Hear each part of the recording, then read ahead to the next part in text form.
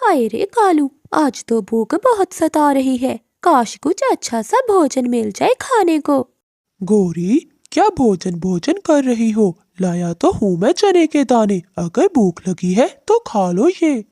मुझे ये सूखे दाने नहीं खाने, मुझे तो कुछ मजे का चाहिए, जैसे कि पक्षियों के अंडे। शर्म करो गौरी, तुम्हारी भी संतान है, तुम ऐसी बातें कैसे कर सकती हो? कालू, मैं भी तो किसी के बच्चे को खाने की बात नहीं कर रही, मैं तो बस अंडा खाने का कह रही हूँ। गौरी, तुम कभी नहीं सुधर सकती, तुम्हें समझाने का कोई फायदा नहीं। जाओ कालू जाओ, अपना काम करो, हर समय मेरा सर ही खाते रहते हो। कालू कौवा गुस्से में घर से निकल जाता है। कालू कौवे के जाते ही जग्गू कौवा भी घर से चला जाता है।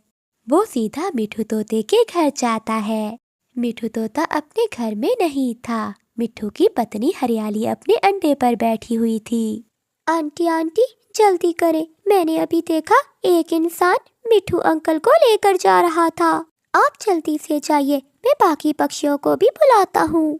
जग्गू की बात सुनकर हरियाली तोती बहुत परेशान हो जाती है। वो अपने अंडे को अकेला छोड़कर अपने पति की तलाश में चली जाती है। पीछे से जग्गू कौवा तोती का अंडा उठाकर अपने घर की ओर चला जाता है। जब वो घर जाता है तो गौरी कौवी अपने बेटे की चोंच में अंडा देखकर बहुत खुश होती है। अरे जग्गू, ये अंडा तुम मेरे लिए लाए हो ना? हाँ माँ, ये अंडा मैं आपके लिए ही लाया हूँ। अब आप जल्दी से ये अंडा पी लें, वरना पापा आ जाएंगे। हाँ हाँ जग्गू, लाओ ये अंडा मुझे दो, मैं अभी पी लेती हूँ। गौरी कौवी वो अंडा तोड़कर जल्दी से पीने लगती है और जग्गू कौवा भी साथ में पीने लगता है। माँ, ये अंडा तो बहुत मजे का था। हाँ जग्गू मेरे बेटे, तुम्हें ये अंडा कहाँ से मिला? माँ, ये मैं अंडा हरियाली आंटी के घर से चुरा कर लाया हूँ। मैंने उन्हें बेवकूफ बनाया और अंडा चुरा कर ले आया। वाह जग्गू मेरे बेटे, ये तो तुमने बहुत अच्छा किया। मुझे तो वो मोटे नाक वाला तोता और उसकी पत्नी पसंद ही नहीं है। मगर जग्गू, तुमने कोई सुराग तो नहीं छोड़ा ना? जग्गू कौवा नाव में सर हिलाता है और अपनी माँ के गले लगकर सो जाता है। हरियाली तोती के उड़ते उड़ते नजर अपने पति और रानू चिड़िया पर जाती है। हरियाली तोती तुरंत से मिठू तोते के पास जाती है।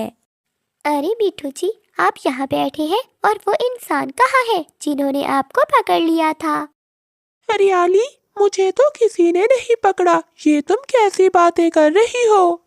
हरियाली बहन, लगता है जग्गू ने आपसे झूठ बोला है। अब इसका जवाब जग्गू ही दे सकता है। जल्दी करिए हरियाली बहन, कहीं देर ना हो जाए। फिर वो तीनों वहाँ से हरियाली तोती के घर जाते हैं। वहाँ जाकर वो देखते हैं कि हरियाली तोती का अंडा गायब है। हरियाली तोती ये देखकर जोर जोर से रोना शुरू कर देती है। मिठू तोता भी रोने लगता है। रानू चिड़िया दोनों को हौसला देती है। हरियाली बहन और मिठू भाई, आप रोए मत, चले हम जग्गू के पास चलते हैं, उसने जरूर कोई मजाक किया होगा। फिर वो तीनों जग्गू के घर जाते हैं। आप तीनों इस समय मेरे घर, आप इतना परेशान क्यों लग रहे हैं? सब ठीक तो है ना? सब ठीक कैसे हो सकता है कालू भाई, अब मैं आपको क्या बताऊं? फिर रानू चिड़िया सारी बात कालू कौवे को बताती है। सारी बात सुनने के बाद कालू कौवा ये समझ जाता है कि ये सब गौरी कौवी के कहने पर ही हुआ होगा। कालू कौवा तुरंत अपने बेटे को उठाता है और उसे जोरदार चांटा मारता है।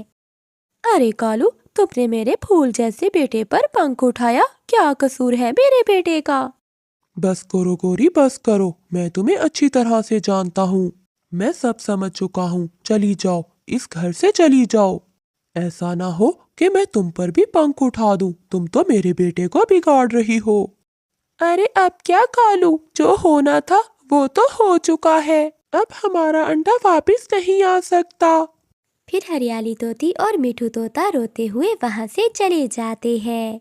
तुमने बहुत गलत किया है गौरी, अब तो मुझे डर लग रहा है, कहीं तुम्हें हरियाली तोती की बददुआ ना लग जाए। लग ही ना जाए मुझे बददुआ उस मोटी चोंच वाले की। आ जाती हो तुम मुंह उठाकर, चलो भाग जाओ मेरे घर से। फिर रानू चिड़िया भी वहाँ से चली जाती है। गोरी कवि को तो किसी बात की कोई परवाह नहीं थी और ना ही वो कालू कौवे से डरती थी। कालू कौवा बहुत उदास था। वो कोई बात नहीं करता, वो दूसरी ओर मुंह कर कर सो जाता है। कालू कौवे के सोते ही जग्गू कौवे के दिल में ये एहसास पैदा होता है कि उसने बहुत बड़ी गलती की है। वो दिल ही दिल में हरियाली तोती और मिठू तोते से माफी मांगने का सोचता है। रात होने के कारण सभी पक्षी सो जाते हैं और फिर अगली सुबह हो जाती है। गोरी, कल की बात अभी तक मेरे दिमाग से नहीं गई। तुमने बहुत बड़ी गलती की है। मैं तुम्हें कह रहा हूँ, जाकर तोती से माफी मांगो। न जाने उसकी बद्दुआएं हमारे साथ क्या करेंगी। चुप करो कालू, कल से तुमने मेरा दिमाग खराब कर कर रखा हुआ है। कुछ नहीं होता इन बातों से। तुम जाओ और मेरे लिए भोजन लेकर आओ, मुझे भूख लगी हुई है। कालू कौवा निराश होकर वहां से चला जाता है। कालू कौवे के जाने के बाद गोरी कौवी भी बाहर जाने का इरादा करती है। इतने में जग्गू कौवा भी उठ जाता है। मम्मा, मैं बाहर खेलने जा रहा हूँ। ठीक है मेरे बेटे, मगर दूर न जाना, घर के पास ही खेलना। इतना कहते हुए गोरी कौवी बाहर चली जाती है और जग्गू कौवा बाहर जाकर खेलने लगता है। जग्गू कौवा बाहर खेल ही रहा होता है कि एक जालिम चील वहां आकर जग्गू को ले जाती है। वो जालिम चील जग्गू कौवे को मारकर उसी समय खा लेती है। ये सब कबूतर वहां पर देख लेता है। वो तुरंत जाकर गोरी कौवी और कालू कौवे को बताता है। गोरी कौवी और कालू कौवा जोर जोर से रोने लगते हैं और वो तुरंत चील की गुफा में जाते हैं। उन्हें वहां जग्गू कौवे के पंख मिलते हैं। मैंने कहा था गोरी के माफी मांग लो, ऐसा न हो कि हमारे साथ कुछ बुरा हो जाए। लो, हो गया बुरा, ऊपर वाले की लाठी बेआवाज होती है। कालू, काश मैं हरियाली से माफी मांग लेती तो आज मेरी वजह से मेरे जग्गू की जान न जाती। प्यारे दोस्तों, हमें किसी के साथ बुरा नहीं करना चाहिए, वरना हमारे साथ भी ऐसे ही बुरा होता है। प्यारे दोस्तों, कहानी को लाइक, चैनल को सब्सक्राइब करना मत भूलिएगा। आपका धन्यवाद।